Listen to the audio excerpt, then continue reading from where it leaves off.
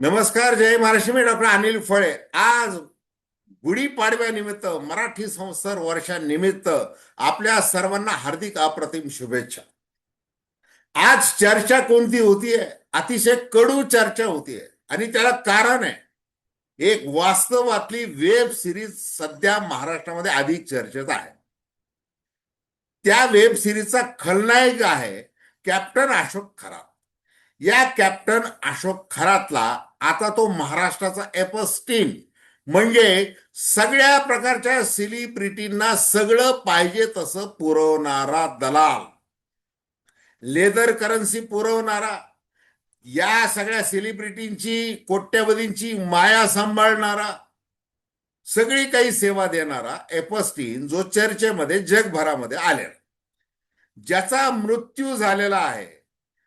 त्यांनी आत्महत्या केलेली आहे की त्याचा खून केला गेलेला आहे अवघ्या 1 मिनिटामध्ये. तिथे जो न्यूयॉर्कच्या त्या कडेकोट बंदोबस्तामध्ये त्याला जिथं ठेवलं होतं, अगदी 1 मिनिटासाठी तिथले सीसीटीव्ही बंद झाले आणि तेवढ्यात त्याचा मृत्यू झालेला आहे, संशयाने. आणि मग अशाच प्रकारे या कॅप्टन अशोक खरातला देखील मारलं जाऊ शकतं असा आरोप केला गेलेला आहे, अर्थातच राजकीय क्षेत्रात. आता या राजकीय क्षेत्रामध्ये या कॅप्टन अशोक खरातच्या सगळ्या लिलया आणि त्याची जी काही लैंगिक पिसाटपणा जो आहे त्याचा, तो 3 तक्रारींमुळे उघड झालेला आहे. पहिली तक्रार झालेली आहे नाशिकमध्ये शहरामध्ये, दुसरी तक्रार नाशिक ग्रामीण मध्ये झालेली आहे, तिसरी तक्रार शिर्डीमध्ये झाली. आता एसआयटी नेमलेली आहे. तेजस्विनी सातपुते यांची एसआयटी नेमलेली आहे. आता मुख्यमंत्री आणि गृहमंत्री देवेंद्र फडणवीस यांनी दबंग लेडीची नेमणूक केलेली आहे त्या एसआयटीची प्रमुख म्हणून. म्हणजे 2012च्या IPS बॅचची ही अधिकारी आहे आणि ती SRP ची क्रमांक 1 ची कमांडंट, म्हणजे जिने अगदी अलीकडचं जे प्रकरण गाजलं साताऱ्यामधलं, डॉक्टर संपदा मुंडे आत्महत्या प्रकरण, त्यामध्ये देखील चांगलं काम केलेलं आहे. आणि आता हे दुसरं काम आलेलं आहे. 35 वर्षाच्या एका महिलेने अशोक खरातच्या विरुद्ध ज्या प्रकारची तक्रार केली ती पुन्हा इथं सांगण्याची गरज नाही, आपल्या सगळ्यांना ते माहिती आहे. मग दुसरी तक्रार झाली की 5 कोटीची खंडणी, जे नाशिक शहर ग्रामीणमध्ये, शहर नाही ग्रामीणमध्ये तक्रार झाली की 5 कोटीची खंडणी मागितली आणि एक शिर्डीमध्ये डीप फेक व्हिडिओवरून झालेली. आता ती चौकशी. आपल्याला या व्हिडिओमध्ये काय चर्चा करायची? या व्हिडिओमध्ये आपल्याला अशी चर्चा करायची की ही जी वास्तवातली जी वेब सिरीज आहे, जी फुकट आहे, OTTचं सबस्क्रिप्शन घ्यायची गरज नाही. महाराष्ट्रातल्या सगळे राजकारणी असतील, गुंड असतील, त्यांनी आपल्या सर्वसामान्यांना एक मुभा दिलेली की तुम्ही फुकट बघत राहा की काय करतोय आम्ही ते. आणि मग तसंच आहे याच्यामध्ये. आता राजकीय चर्चा काय दबक्या आवाजात होत आहे मंत्रालयाच्या परिसरामध्ये, जरी आज सुट्टी असली तरी. ती काय चर्चा होत आहे की अशी आहे की ते सगळे जे बंगले आहेत मंत्रालयाच्या समोरचे एका रांगेतले, मलबार हिलवरचे जे बंगले आहेत, त्याच्या आजूबाजूला जे काही पोलीस सुट्टी असताना देखील जे ड्युटीवर आहे, ते काय बोलत आहेत की आपल्या मुख्यमंत्र्यांनी असा एक तीर मारलेला आहे. काय तीर मारलेला आहे? म्हणजे हे जे 2 सत्तेमधले जे भागीदार आहेत, शिवसेना आहे एकनाथ शिंदे यांची आणि सुनेत्राताई पवार यांची राष्ट्रवादी काँग्रेस, हे दोन्ही गड हादरून गेलेले आहेत. भारतीय जनता पार्टी मधला एकही नेता, म्हणजे राधाकृष्ण विखे पाटील एखादा अपवाद सोडला तर दुसरा कोणाचा फोटो नाही, हे सुदैव आहे. हा सगळा योगायोग आहे. खरात तर खलनायक आहे, त्यांनी उद्योग केलेला आहे. आणि मग आता एकनाथ शिंदे नोव्हेंबर 2022 मध्ये ज्या वेळेला शिर्डी दर्शनाला गेले होते मुख्यमंत्री झाल्यानंतर, त्याच्यानंतर राधाकृष्ण विखे, दीपक केसरकर यांच्यासह मिरगावला सिन्नर तालुक्यामध्ये गेले, त्या फार्म हाऊसवर गेले खरातच्या. तिथं त्यांच्या भेटी झाल्या. दुसरं, रुपालीताई चाकणकर ज्या सतत चर्चेमध्ये, कुठलंही प्रकरण झाले की बाई चर्चेमध्ये आहेत आणि थेट चर्चेमध्ये. आता त्यांनी देखील खुलासा काय करायचा तो केलेला आहे, त्यासंबंधी आपण थेट विश्लेषण करणार आहोत. त्यामुळे दर्शकांना विनंती आहे की चॅनल सबस्क्राईब करावं आणि आपल्या प्रतिक्रिया बिनधास्तपणे नोंदवाव्यात. याच्यामध्ये आपण तटस्थ भूमिकेतून, स्वतंत्र पत्रकारिता म्हणून, सर्वसामान्यांच्या दृष्टिकोनातून चर्चा करत असतो, हे लक्षात घ्या. आता आज गेल्या 24 तासांमध्ये जेवढ्या काही बातम्या सोशल मीडियामध्ये जे काही आलेलं आहे, त्यावरून आपण एक सर्वसामान्य म्हणून हे भाष्य करतो, हे लक्षात घ्या.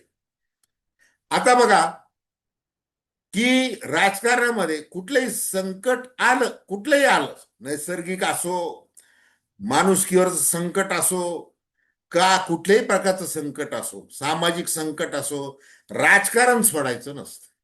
आणि मग तसं आता इथंही ते दिसतंय. म्हणजे हद्द बघा. म्हणजे रुपालीताई चाकणकर या कोणत्या पक्षाच्या आहेत? त्या आहेत अजित पवार राष्ट्रवादी काँग्रेस पक्षाच्या. त्यांच्याकडे आता कोणतं पद आहे? राज्य महिला आयोगाच्या त्या अध्यक्ष आहेत. संविधानिक पद आहे, लक्षात घ्या. मग त्यांच्या पक्षामधल्या त्यांच्या अंतर्गत राजकीय स्पर्धा रुपाली ठोंबरे या काय बोललेल्या आहेत महाराष्ट्राला उद्देशून, की या चाकणकर बाईंनी काय काय केलेलं आहे, पक्षीय भेद वगैरे ते सगळं बाजूला ठेवून, त्या कशा, त्या कुठलं ते ट्रस्ट आहे त्यांचं, श्री ईशान्येश्वर महादेव मंदिर ट्रस्ट, की ते शिवनिका काय ते ट्रस्ट आहे, या ट्रस्टच्या ट्रस्टी आहेत रुपालीताई चाकणकर. त्यांना हे माहिती की इथं काय उद्योग चालतो. म्हणजे वर्षभरापूर्वी श्रीरामपूरच्या एका स्थानिक दैनिकाने बातमी छापली होती की हा अशोक खरात कसा भोंदू बाबा आहे, महिलांना कशी भुरळ पाडतो, त्यांना लुबाडतो, त्यांच्यावर लैंगिक अत्याचार करतो वगैरे, अशी बातमी छापली. ती बातमी वाचून रुपालीताई चाकणकर या प्रचंड चिडल्या. त्यांनी त्या संपादकाला सांगितलं की तू माफी माग, अशा खोट्या बातम्या छापतोच कसं. आता तो पत्रकार सगळीकडे मुलाखती देत फिरतोय. त्याच्यामुळे चाकणकर किती नाही म्हटल्या तरी त्यांचा तसा संबंध आहेच. आता त्या म्हणत आहेत की निष्पक्ष चौकशी, आणि आपला काय संबंध आहे. आता त्यांनी संबंध असा आहे की रुपालीताई चाकणकर पाद्यपूजा करतानाचा फोटो येतोय, व्हिडिओ येतोय, त्याच्यामध्ये खासदार निलेश लंके देखील तिथं ते बसलेले दिसतात, हे सगळं होत आहे. अनेक गोष्टी आहेत त्याच्यामध्ये. छत्र धरलेलं आहे शिरावर ते खरात गुरुजींच्या. आता हा गुरुजी महागुरु कसा? कारण की तो 150च्या वर देश फिरून आला. तो मर्चंट नेव्ही मध्ये होता असं तो सांगत होता, आणि तो कॅप्टन आहे त्या अर्थाने. त्याच्यानंतर कॉस्मॉलॉजी घ्या, न्यूमरोलॉजी घ्या, म्हणजे विश्वशास्त्र घ्या, अंकशास्त्र घ्या, याच्यामधला तो तज्ञ. मग असा गुरु आणि वर्षानुवर्षाचे संबंध आणि असू शकतात, ते कुणी नाकारणार नाही. आपण ज्यांचे नाव घेतोय ते सगळेच थेट खरात याच्याशी संबंधित आहे. त्यांनी जे काही गुण उधळलेले अंधाऱ्या खोलीमध्ये बंगल्यावर असतील, त्याच्या त्या कॅनडा कॉर्नर नाशिकच्या ऑफिसमध्ये असेल, त्यांनी जे काही उद्योग केलेले त्याचा आणि यांचा काही संबंध नाही, हे लक्षात घ्या. आता मात्र काय होतंय की असा जो व्यक्ती आहे, ज्याच्या पोटात एक, ओठात एक आहे, डोक्यात तिसरंच आहे, त्याच्या शरीर, त्याचं वासनानंद म्हणजे वासना कशा त्याच्या उफाळून येतात, त्यासाठी तो कसा महिलांना वश करतो, 58 असे त्याचे क्लिपिंग सापडलेले आहेत. आता ते कोण कोण महिलात वगैरे ते येणं शक्य नाही, ते येऊ पण नाही. आता 35 वर्षाच्या एका महिलेने जी तक्रार केली ती अतिशय गंभीर स्वरूपाची, आणि त्याचा व्हिडिओ तुम्हाला बघायला मिळालेला आहे. म्हणजे काही त्याचे काही क्षणचित्र, आणि इतका तो अश्लील व्हिडिओ आहे. अनेक माध्यमांनी ते फक्त क्षणचित्र दाखवले, तो व्हिडिओ मात्र दाखवू शकले नाही. इतका तो घाणेरडा आणि विकृत असा व्हिडिओ आहे, आणि माध्यमांच्या आचारसंहितेमुळे तो दाखवता येणार नाही, आणि तो दाखवला देखील जाऊ नये, सोशल मीडियात देखील तो येऊ नये. आता अशा ज्या घृणास्पद कृत्य करणाऱ्या अशोक खरातकडे हे सगळे जे जातात, मग आता येतं राजकीय चर्चा. मग आता मुख्यमंत्री देवेंद्र फडणवीस गृहमंत्री म्हणून त्यांनी जी खरं तर तत्परता दाखवलेली आहे, की असे जर नाव वेगवेगळ्या पक्षामधले जर याच्यामध्ये येत आहेत संबंध, ते फोटो प्रकाशित झालेले आहेत, त्याच्या बातम्या आलेल्या आहेत, त्यांचे कसे संबंध आहेत, काय आहेत, कसे ते भेटीगाठी झाल्या, काय झाला, अशा परिस्थितीमध्ये कारवाई करायची म्हणजे ती अतिशय सावधगिरी बाळगून करावी लागणार आहे.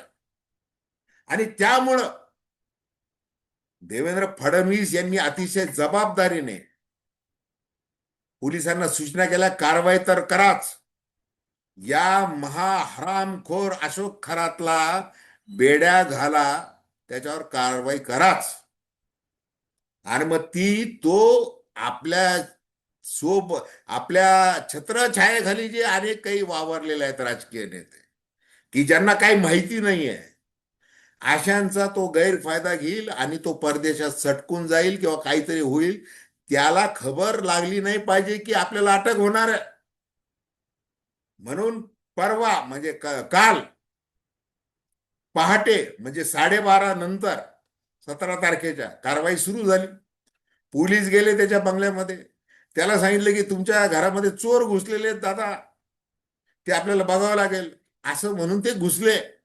आणि मग हा पठ्ठ्या आला बेडरूम मधून बाहेर, मग हॉलमध्ये आला की त्याला पकडला पोलीस. म्हणजे त्याला कल्पनाच नव्हती की आपल्याला आपण पकडले जाऊ शकतो. त्याला थोडी जरी कल्पना आली असती तरी तो फरार झाला असता. मग तो कुठं परदेशात गेला असता, काय त्यांनी बेलसाठी म्हणजे हे केलं असतं, अटकपूर्व जामिनासाठी धडपड केली, काय वाटेल ते उद्योग केले असते, कारण त्याचे संबंध कसे आहेत हे सगळं लक्षात घ्या. आता मग काय झालेलं आहे, आता अजितदादा पवार यांचा दुर्दैवी मृत्यू, घातपाती मृत्यू की अपघाती मृत्यू, असं सगळ्या महाराष्ट्राला प्रश्न पडलेला आहे. त्याच्यामध्ये जे आघाडीवर आहेत, रोहित पवार यांच्यासह अमोल मिटकरी, जे राष्ट्रवादी काँग्रेसचे प्रवक्ते आहेत, विधान परिषदेचे आमदार आहेत, जबाबदारीने बोलतात, रोज बोलतात. आज ते बोलते झालेले आहेत. काय सांगितलं त्यांनी? देवगिरी बंगला, देवगिरी बंगल्याच्या बाहेर जे काही ते उतारा मंत्रोच्चार केलेलं, ते जे काही ठेवलं होतं ते सापडलेलं आहे. ते कुणी ठेवलं? आणि या खराचे आणि व्ही के सिंग म्हणजे तो जो व्हीएसआर विमान कंपनीचा जो मालक चालक संचालक जो आहे, त्याच्या आणि खराचे संबंध आहे, असा अमोल पिटकरने आरोप केलेला. मग याच्यामध्ये काय असा प्रश्न आलेला आहे. आता बघा की ही वास्तवातली वेब सिरीज आहे, ही कुठल्याही ओटीटी प्लॅटफॉर्मवरची नाही, हे आपण बघतोय, हे असं सगळं चाललेलं आहे. आता रुपालीताई चाकणकर यांच्यावर त्या रुपाली ठोंबरे तुटून पडलेल्या आहेत. त्या दोघींमध्ये जे राजकीय सख्य आहे ते काही नव्याने सांगण्याची गरज नाही. आणि मग या दोन रुपालींचं भांडण ना अजितदादांना त्यावेळेला सोडवता आलं, ना आता नाही. आता दत्तात्रय भरणे जे कृषी मंत्री आहेत, त्यांनी रुपालीताई चाकणकरांची बाजू घेतलेली. ते म्हणले त्यांचा संबंध येतोच कुठं त्याच्यामध्ये, आणि खरं आहे त्याच्यामध्ये, असं कसं असेल. परंतु ज्या जबाबदारीने तुम्ही महिला आयोगाच्या अध्यक्ष म्हणून काम केलं पाहिजे, ती जबाबदारी तुम्ही पाळताना दिसत नाही. आणि त्याच्यामुळे तुमच्यावर आरोप होत आहेत, हे रुपालीताई चाकणकरांनी लक्षात घेतलं पाहिजे. संपदा मुंडे प्रकरण असेल, वैष्णवी हगवणे प्रकरण असेल, आता हे तिसरं प्रकरण, इथं तर तुमचा डायरेक्ट संबंध येतोय, दिसतोय तो. म्हणजे तुम्ही ज्या पद्धतीने भाषण करताय, बोलताय, इतकी आत्मीयता, आत्मज्ञान वगैरे, वैश्विक ज्ञान वगैरे, ते सगळी आध्यात्मिक भाषा बोलताय, आणि गुरुची जी काही पाद्यपूजा तुम्ही करत करत जी शब्दपूजा, शब्दांची सुमनांजली वाहताय, हे सगळं महाराष्ट्र बघतोय. त्या सुषमा अंधारेंनी ते व्हिडिओ सगळे टाकलेले आहेत. आता संधी मिळले की ते येणारच सगळे अशा पद्धतीने. हे सगळं होत आहे. आणि मग आता जर युतीमधले आपले दोन भागीदार म्हणजे राष्ट्रवादी काँग्रेस आहे आणि एकनाथ शिंदे आहे, सगळ्यांना देवधर्माचं वेड आहे. आणि आपल्याला किती देवधर्माचं वेड आहे हे काही वेगळं सांगायची गरज नाही. परंतु आता कसं आहे की आता आपल्याला ही कारवाई करणं गरजेचं आहे. त्याच्यामुळं देवेंद्र फडणवीस यांनी ती कारवाई केलेली आहे. आणि जसं सुरुवातीला म्हटलं की त्यांचं अभिनंदन त्याबद्दल केलंच पाहिजे. पण आता वेब सिरीज आहे ना, हे घडतंय, हे हे जे काही घडतंय हे अतिशय विचित्र घडतंय. आणि आपण किती अंधश्रद्धा निर्मूलन, जादू उठवणा विरोधी विधेयक, पुरोगामी महाराष्ट्र असं किती काही केलं तरी भले भले राजकारणी, भले भले सेलिब्रिटी बाकीचे, अगदी IAS ऑफिसर वगैरे सगळे अशा या भोंदू बाबाच्या अवतीभोवती का नसतात? काय कारण आहे? यांना एवढी कशाची भीती आहे? आपलं भविष्य काय आहे? म्हणजे ह्या सगळ्या माणसाच्या जी काही त्याची जी काही भावना असते प्रत्येक बाबतीमध्ये की आता आपलं काय होणार, आपलं काय होणार, आणि ते नैसर्गिक आहे. मग ते डिप्रेशन असेल, आत्मविश्वास कधी कधी गळालेला असेल, आपण तर हे करून ठेवलेलं आहे, आपण तर ते करून ठेवलेलं आहे. म्हणजे भीत्यापोटी ब्रह्मराक्षस जागा झाला की आपली सगळी बुद्धी गहाण ठेवून भोंदू बाबाच्या मागे पळणे, गंडे दोरे लावणे आणि वेगवेगळे प्रकार करत राहणे. हे प्रत्येकाला म्हणजे त्याच्यामध्ये फार कुणी अपवाद असतील असं नाही, सगळ्याच पक्षाचे लोक आहेत, सगळेच जण आहेत. आणि मग त्याचाच फायदा अशा प्रकारचे भोंदू बाबा खरात सारखे घेतात आणि मग अमाप माया गोळा करतात. ती माया सांभाळताना आपला घातपात होऊ नये म्हणून पिस्तूल घेतात. ते पिस्तूल घेत असताना ते लायसन्स आहे नाही याची पर्वा करत नाही. आणि लायसन्स पाहिजे असेल तर आपले राजकीय लोक आहेतच सत्तेमध्ये बसलेले, आपल्याला पाणी पाहिजे आपल्या संस्थेला, मग आपण काय पाणी घ्या, पाहिजे ते जमीन पाहिजे जमीन घ्या. आपण जमिनीचे व्यवहार करा, इकडं तिकडं करा, प्रॉपर्टी इकडं तिकडं फिरवा, मध्ये दलाली खा, प्रचंड दलाली खा, देणग्या घ्या, आशीर्वाद द्या, मंत्र द्या, मोकळे व्हा. आणि मग भोळ्या भाबड्या महिला त्यांना वश करायचं. कशा पद्धतीने वश करण्याचा तो काळा धंदा तो उघडकीला आलेला आहे. हे सगळं चाललेलं आहे. मग अशा या सगळ्या परिस्थितीमध्ये सर्वसामान्य माणूस म्हणून आपण या राजकारण्यांना, या सेलिब्रिटींना जाब विचारला पाहिजे की नाही की तुम्ही काय करताय? तुम्हाला माहिती आहे, म्हणजे रुपाली ताई चाकणकर यांना हे माहिती पाहिजे की एक पत्रकार एक बातमी छापतोय, तो कशाच्या आधारे छापतोय, त्याला ब्लॅकमेल करायचा हेतू आहे का त्या भोंदू बाबाला? काय आहे त्याची खातरजमा न करता तुम्ही त्याला फोन करता, अरे अशा कशा बातम्या छापतो तू, अमुक काय करतोय? आता ते सत्य ठरलेलं आहे की नाही? आता काय करणार? आता त्या पत्रकाराचं काय करणार तुम्ही? हे हे लक्षात घेतलं पाहिजे. आणि ते आता आलेलं आहे अंगणावर. आणि मग आता काय की फुलटॉस मिळालेला आहे विरोधी पक्षाला. म्हणजे बघा याचा रिझल्ट काय झालेला आहे. तो ठरून केलेला आहे का, ठरून फुलटॉस दिलेला आहे की काय वगैरे आहे, याच्यावर आपल्याला बोलता येणार नाही. आपण कसे एकदम सर्वसामान्य माणसं आहे की नाही? त्याच्यामुळे आता संजय राऊत असतील, विजय वडेट्टीवार, हर्षवर्धन सपकाळ, विष्णू लवांडे, वेगवेगळ्या पक्षाचे सगळे जे आहेत सगळे ते बोलायला लागलेले, तुटून पडलेले आहेत. ते ते का पडलेले आहेत? ते काय मूर्ख आहे, ती रुपालीताई चाकणकर मूर्ख आहे असं संजय राऊत म्हणालेले आहे. आणि जे फोटो वगैरे ते सगळं होत आहे. आता हे आरोप जे आहेत, आणि प्रत्यक्ष तेजस्विनी सातपुते जे IPS अधिकारी, दबंग लेडी, ज्या तपास करणार आहेत, ह्या दोन्ही गोष्टी स्वतंत्र आहेत.